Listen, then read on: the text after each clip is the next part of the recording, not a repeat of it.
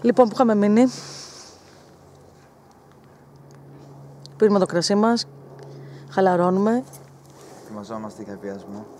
Και ετοιμαζόμαστε για να την Βασικά, πέσει ο ένας στην άλλη, πήγα να πω, στον άλλον. Ναι. Καλά, αυτά είναι μαλακίες. Χωρίς τη θέλησή μας τίποτα δεν γίνεται. Αλλά και πάλι δεν μπορεί να τα αποδείξεις ότι δεν έγινε με τη θέλησή σου ή χωρίς, αν δεν έχεις μάρτυρες. Είδες. Στο δικαστήριο πάντα. Μεταξύ μας ξέρουμε την αλήθεια. Όλοι ξέρουμε την αλήθεια μέσα μας. Πάνω σημάδια. Καλά, πάντοτε ένας βιαστής αφήνει σημάδια στο θύμα του. Αυτό εννοείται. Πού το ξέρεις, άμα είναι σε ημιλιπόθηκη κατάσταση. Κάτι θα φαίνεται. Τα νύχια, το δέρμα. Κάτι θα φανεί. Το μαλλί μπορεί να είναι. DNA test. Υπάρχουν. Η άλλη λογικά δεν είναι τόσο συχαμένη που δεν θέλει να κάνει περιστατικά που έχουν δείξει κάτι τέτοιο. Ναι, αλλά μετά από αυτό ξέρω εγώ δεν θέλει να κάνει μπάνιο.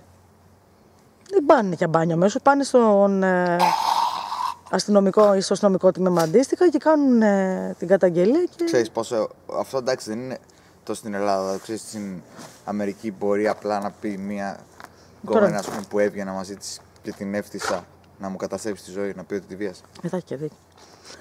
Αντιγάμισε.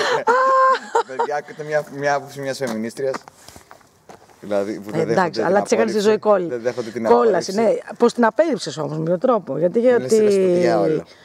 Εντάξει, φέρθηκε έτσι μετά αναρωτιέσαι. Οπότε κάτι χοντρό της είχες κάνει, κάτι που την πείραξε πολύ και την πλήγωσε. Όχι, μην το λες. Στην Αμερική είναι πολύ εύκολο αυτό. Αφού σε κοιτάω στα μάτια και θεωρείται harassment.